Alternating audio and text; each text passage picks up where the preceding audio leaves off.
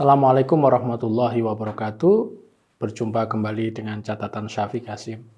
Dalam catatan ini saya akan melanjutkan pembicaraan mengenai penggunaan agama dalam agresi Israel pada Palestina dan perang Amerika Israel pada Iran. Banyak yang mengatakan bahwa Israel dan Amerika itu negara sekuler. Sistem politiknya mungkin, namun masyarakatnya tidak. Jika kita lihat dari penampakan lahir dan juga argumen-argumen yang disampaikan oleh para politisi Israel dan Amerika, retorika dan narasi mereka adalah penuh dengan keagamaan.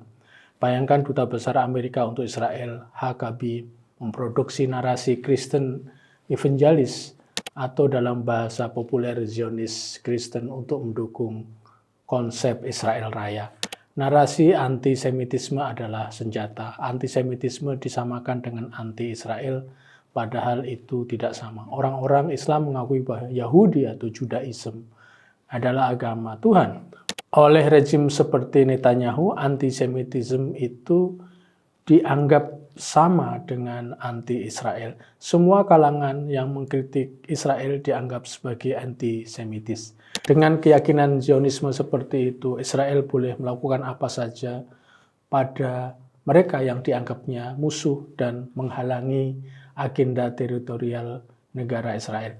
Bahkan akhir-akhir ini muncul agenda Israel yang akan membuat negara Israel Raya, yang teritorinya mengambil wilayah negara-negara sekitar seperti sebagian Arab Saudi, sebagian Turki, sebagian Uni Emirat Arab, sebagian Jordan, sebagian Mesir, dan sebagainya.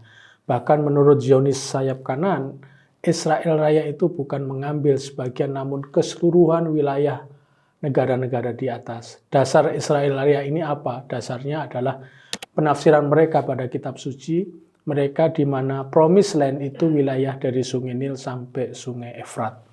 Lalu mereka sendiri yang memakai agama.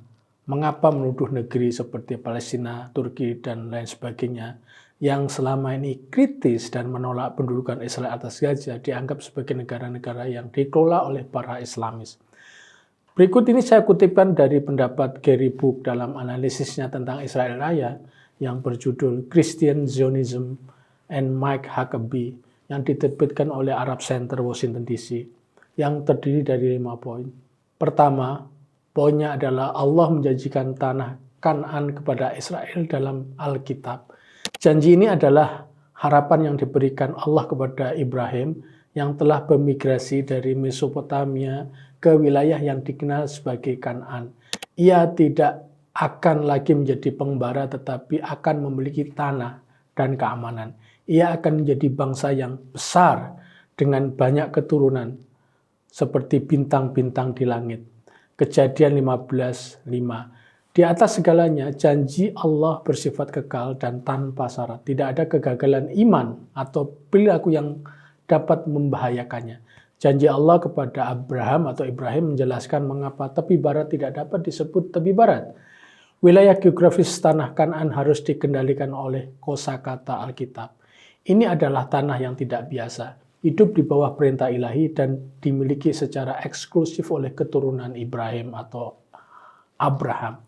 Dalam pandangan ini, semua yang lain adalah pengunjung atau penyusup. Wilayah yang lebih luas dalam Kejadian 15 menggambarkan tanah yang mencakup Lebanon, Jordania, Suriah, Mesir, bahkan Irak. Israel Raya mungkin mengklaim tanah dari Mesir hingga Irak dan negara Palestina tidak ada di dalamnya. Paling tidak itu menurut tafsir Huckabee. Kedua, memberkati Israel adalah kewajiban abadi bagi semua orang. Kejadian 12:3 adalah ayat yang paling sering dikutip oleh Zionis Kristen. Aku akan memberkati orang-orang yang memberkati engkau, dan orang yang mengutuk engkau akan dikutuk, dan melalui engkau semua keluarga di bumi akan diberkati. Ayat ini merupakan ungkapan perlindungan yang dijanjikan Allah kepada Ibrahim atau Abraham dan keluarganya. Saat ini itu telah menjadi janji abadi yang mengarah pada kutukan atau berkat bagi bangsa-bangsa di dunia. Jika suatu bangsa memberkati Israel modern, Allah akan memberkatinya. Jika bangsa itu mengutuk Israel modern, bangsa itu akan dihakimi. Bagi sebagian besar Zionis Kristen, perlindungan ini menentukan nasib kemakmuran Amerika dan menjelaskan keengganan mereka untuk mengkritik kebajikan atau kebijakan dalam negeri atau luar negeri Israel. Ini juga menjelaskan mengapa bendera Israel menghiasi gereja-gereja tertentu di Arkansas hingga Brasil, bahkan hingga Afrika Selatan. Merayakan Israel bukan hanya kewajiban Kristen, itu adalah kewajiban spiritual, ekspresi Tuhan di dunia. Lebih jauh lagi itu adalah jalan menuju berkat sehingga bangsa-bangsa dan orang-orang dapat makmur. Ketiga, Israel modern adalah penggenapan nubuat atau pemenuhan misi kenabian. Pendirian negara Israel pada 1948 tidak dipandang sebagai produk sejarah atau manuver politik Zionis Yahudi yang telah memimpikan negara mereka sendiri sejak akhir abad ke-19. Sebaliknya, Israel modern adalah ciptaan Tuhan. Di antara bangsa-bangsa di dunia ini, Israel menikmati keistimewaan yang tak tertandingi oleh negara lain dimanapun saja. Setiap keberhasilan perang Israel setelah tahun 1448 ditafsirkan sebagai mukjizat. Konflik tahun 1956, 1967, dan 1973, dan bahkan penindasan Israel terhadap Intifada Palestina tahun 87-93 dan juga 2000-2005 menunjukkan kehadiran Tuhan yang menopang dan melindungi. Teologi bahkan membenarkan peran Washington dalam perang-perang ini. Tuhan bertindak agar kehendaknya dapat terpenuhi melalui dukungan ekonomi dan militer AS.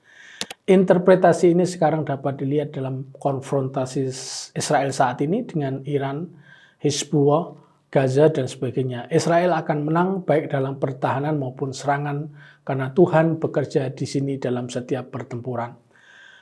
Keempat, lawan Israel dipandang melalui paradigma Alkitab. Perjanjian Lama berisi beberapa kisah tentang kekerasan yang disetujui secara ilahi.